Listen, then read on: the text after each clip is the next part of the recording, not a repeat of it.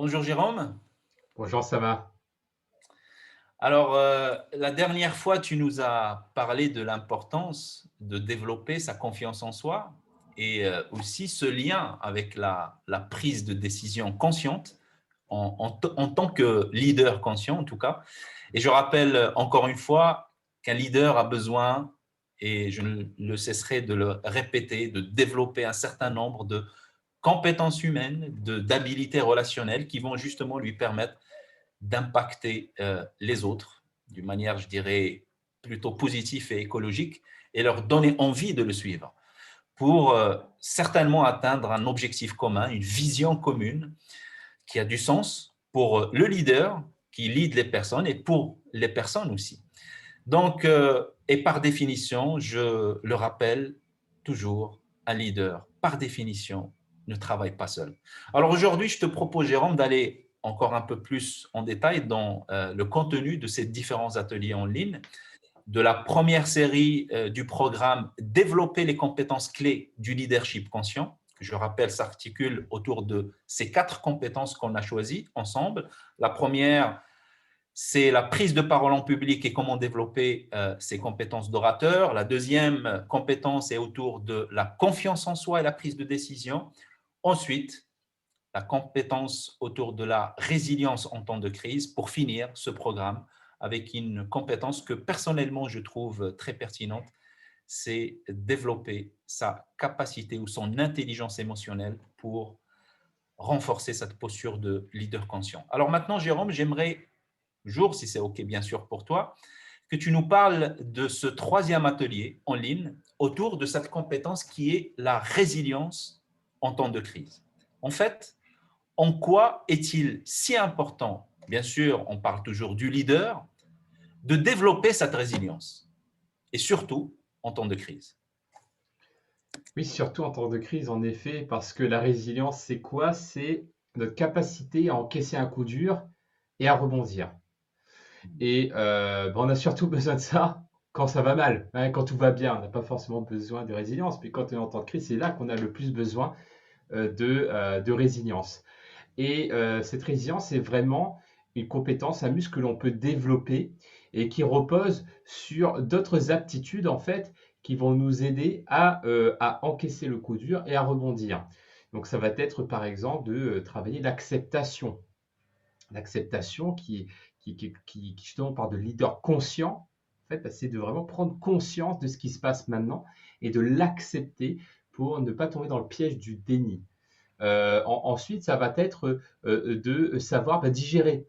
Comment je vais, ok, j'ai accepté, mais maintenant, qu'est-ce que j'en fais? Bah, après, il y a des stratégies justement pour pouvoir digérer un échec, par exemple, ou de digérer un imprévu, de digérer une erreur, digérer une situation qui est désagréable, pour pouvoir en faire quelque chose de nouveau, pour pouvoir ensuite rebondir.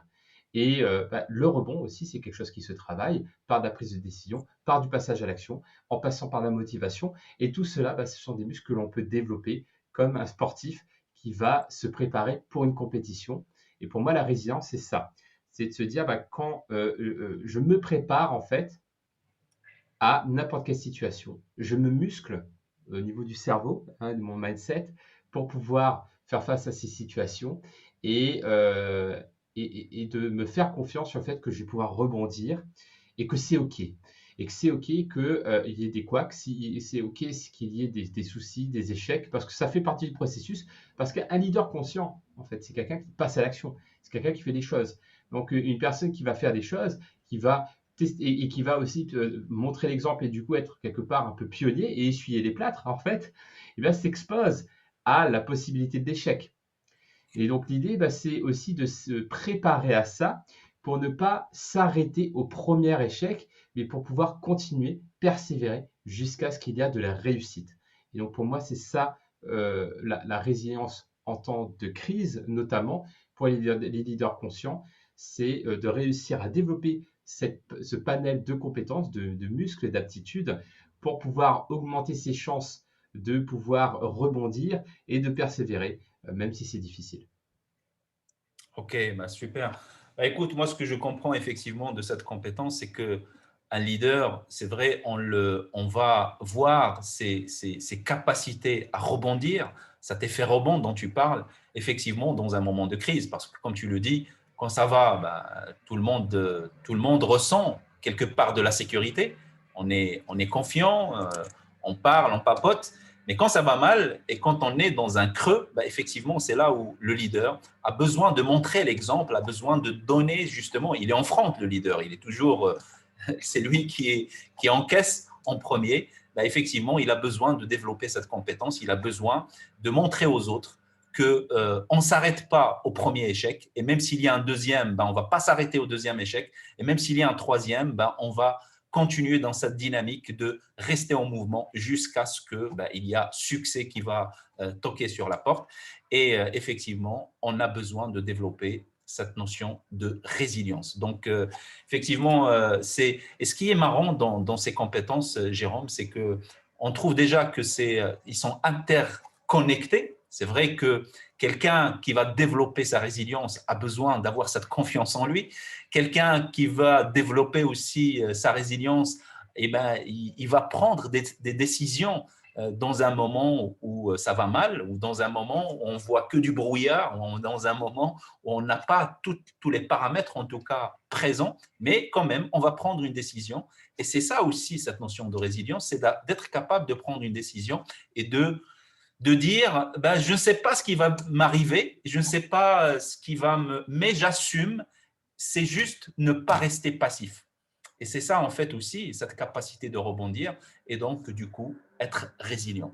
Alors, merci beaucoup pour ces précisions, Jérôme. C'est toujours agréable de les discuter avec toi parce que, encore une fois, tu nous donnes comment dire, un côté très pragmatique et très pratique. Et ce que j'aime, en fait, dans ta façon de faire, c'est que tu vois toutes ces compétences comme des choses sur lesquelles on peut s'entraîner. Il n'y a pas quelque chose de…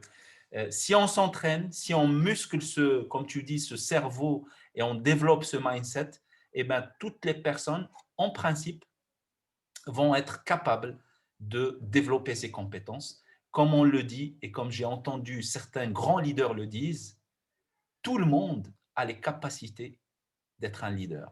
Maintenant, c'est juste, on ne les pratique pas assez souvent, tout simplement. Donc, avec la pratique, ben, on devient leader.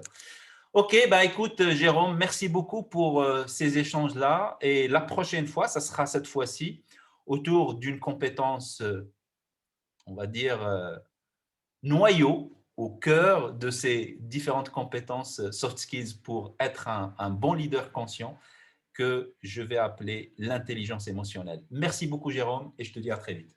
Merci Oussama, à bientôt.